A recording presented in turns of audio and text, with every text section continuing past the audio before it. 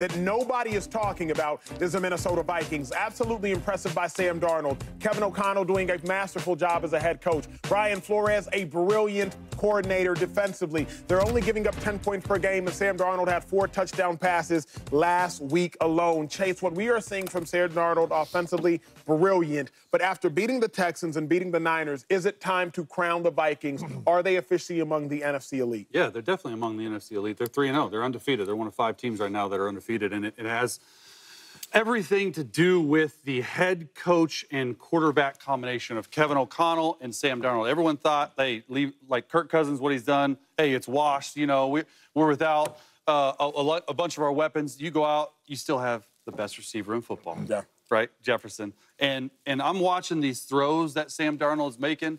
He looks like a Brock Purdy type where he's layering these throws. What's a layered throw? It means over the linebacker's head in front of the safety. That's what they do. They hit the second level. So there's a lot of 20-plus yard completions. It's not like he's checking the ball down.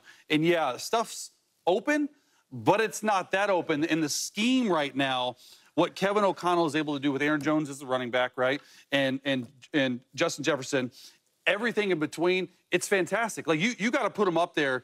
What he's done in Minnesota right now versus those teams you just said who are some elite teams, you got to put him up early Coach of the Year. Yeah, no doubt because of what he's done. Shady, where you at with it? What the Vikings are doing, are they in the league? I think so. They're scoring points. They're playing really good defense. Flores is a mother. He's always been good. I watched him do the same thing against Lamar Jackson, and they couldn't find the answer. And then if you watch the game against the Niners, the first thing that Brock Purdy told him was, yo, your scheme is different. Yep. And then you add on to having a really good coach that could put points up, that could put you on good schemes. So I love everything they're doing. And then the last thing, Aaron Jones is a special dude. Yeah. We had a chance to talk to him on the show, and he talked about going out there this year and proving that, hey, I'm still a good player. Yep. And he's doing that. Hey, can I speak for a moment real quick on this Flores defense? James, I'm going to ask you something. Colvin, bring up the tape. It's a little trivia for James Jones. Let's see just how good James is diagnosing defenses. James, what kind of defense are the Minnesota Vikings in right now as you look at it? Oh, my goodness.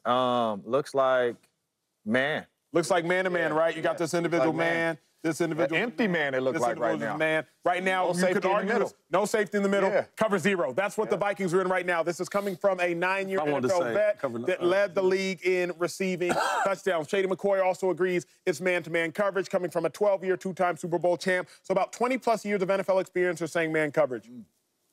It's cover 2. Oh, they dropped out to cover 2 on you. It's cover 2. Craziest part about it, this is Harrison Smith. He's a safety. He's playing cover 2 corner. This is a cornerback at the bottom of the screen. He's playing cover 2 safety, half field. This is a corner at the bottom of the screen. He's playing cover 2 safety. This is a middle runner. They showed you a man-to-man picture. Sam Darnold or C.J. Stroud, a second-year player, surely is going to think it's man, because I got an all-time rushing leader who thinks it's man, and I got a 9-year receiver who thinks it's man. So surely C.J. Stroud is going to think it's man, because this is Harrison Smith. That's a safety. Harrison Smith is supposed to be here. So if Harrison Smith is here, and if you got man-to-man looks here, here, and here, it's man. Until we say hut, and man turns into zone. Brian Flores, like Shady just alluded to, is running a masterful defense right now. Absolutely brilliant. Run that back. I want to show something to the viewers. Put it back up there, because not only does it look like cover 0 and empty, all right, and they got 2 backs in the backfield. Put it up there, Colvin.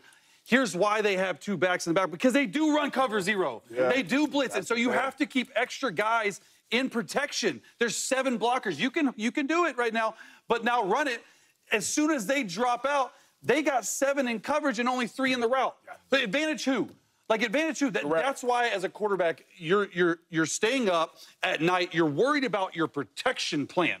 And that is, how can you protect the quarterback and not take sacks, not take hits, stuff like that. So I think at the end of the day, that's why the scheme is so good. Not because they're going to cover 0. It's how they're getting to tricky 2 is what we call it. Yeah, no, they are legit. They ain't messing up. Legit playmakers on the offensive side of the ball, and Aaron Jones and Justin Jefferson. The coach is special. O'Connell is special at creating ways to get those dudes the football. Justin Jefferson is all over the field. He in the backfield. He in the slot. He out wide. So they are special at making sure that they can get these dudes involved. And then defensively, y'all just talked about it defensively, how special they are defensively. And it's crazy because I want to sit up here and say, but who they going against? Like, that's the first thing you go against. they've gone against two elite defenses in the Niners and the Texans, too. So I want to say, man, they see my Packers defense this week, but I'm like, well, they just seem to really good defense. So you got to say that these dudes is legit. They playing really good ball right now. You thought Harrison Smith you thought he was legit when he played? He's been a good player for a long time, yeah. Didn't even say anything. Hey, when we return, Josh Allen, a great player. Jaden Daniels showed great promise. So who was better in the of the day? The Niners. Look at the starters that they could potentially be missing. Brock Purdy got back soreness. Javon Hargrave is out for season. Christian McCaffrey, he's not even in the country right now. He's in Germany visiting a specialist. George Kittle got a hammy. Deebo Samuel got a calf. Bad, bad, bad. I said this, Coleman, bring us on camera, please. Bring us on camera, please. I said yesterday, literally at this time, I wasn't panicked about the Niners, not at all. I'm panicked, code red, it's time to worry, it's time to freak out because of Purdy's soreness, because of Hargrave being out, and because Christian McCaffrey is not in the country. Now I'm panicked. This season is far too reminiscent of that 2020 Niners season. Remember 19, they went to the Super Bowl. They lost to the Chiefs. Shady McCoy was on the Chiefs sideline.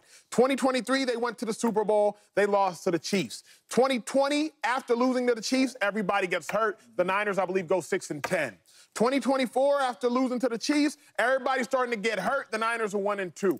The Niners are the Niners. They have so much equity with me that I really can't trip out until week 10, week 11. But as it stands right now, James, I'm starting to have them little night sweats, if you will. I'm waking up like, oh, God, is this 2020 again? That's how I'm feeling. No doubt. And I said it yesterday. I was panicked yesterday. Yeah. I said that because the only thing that can stop the 49ers from getting back to that game, in my humble opinion, is injuries. And every week it's another injury. And not only that, the dudes that are injured are always injured. When you talk about the Debos and the McCaffreys and the Kittles, like they always are injured. So for me, if you can't put the quality of the football team on the football field, I am worried. And then on top of that, you can't put the quality out there. The Rams can't put the quality out there because they banged up and they beat y'all. So my thing is now you're showing me that you can't really overcome this with these dudes not being on the football field. You can't overcome your injuries. And that is a time to panic for the San Francisco 49ers. And if those dudes do not get back in the lineup, it's panic, panic, panic time for the Niners. I was a little bit panicked yesterday, but I believed in the scheme of Kyle Shanahan was the reason why they were. But I had an undercover op agent. Let's show the picture. In the airport in Munich, Germany. And when I saw this picture sent to me. Wait, somebody sent you that for real? Yeah, Doc, I got people everywhere. And I saw this and I said, is that Christian McCaffrey? And I looked harder at it. Is it? I go, it is. That is Christian McCaffrey. Not only Christian McCaffrey, you got Deebo Samuel, George Kittle, Travarius Ward, Nick Bosa with the rib. You can sustain those things, back soreness for Purdy. You can sustain those if they don't affect the way you play the game. All those guys are star players. They affect the way you play the game. The earliest you're going to have all those guys back, the earliest, and I'm not even talking about CMC because that picture just screams out for the whole year if you're having to go get on a plane across the world to see a specialist for your Achilles. The earliest all those guys can return is week 7 or 8. Can they hold on long enough?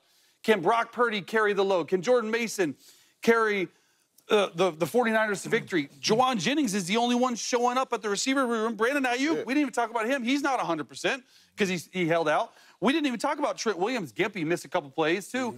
So it just looks like they're showing they're the 5th oldest team right now in the NFL. And they're showing that. But at what point? I know we got to move the ball. You talked about it, and I talked. At what point is this on the strength coach?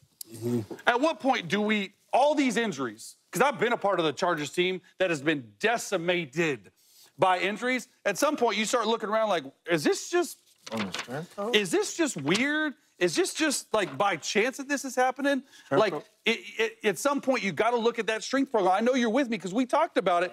I'm not saying it's the reason, but with all these guys out, you got to start talking about it. Some of these injuries is combative, though. Debo. I just remember in 2013 in Philly, we had like 5 ACLs in camp. Remember when Mac tore his ACL? And I was just like, what they got going on here? It's way too many ACLs. It's talked about in the at least the teams I've been on. But I don't want to get distracted because that's not the point. That's not the point. The point is it officially time to panic for the Niners? No. right? I don't think so. I think eventually we're going to see Brandon Ayuk come back. We know he's a really good player. This takes some time from camp. I understand that. But let's look at who they got coming up, though. They got the Patriots. I was about to say that. How good you feel about the Patriots? W. Not great. They should win that game. The Cardinals, right? You always beat on them.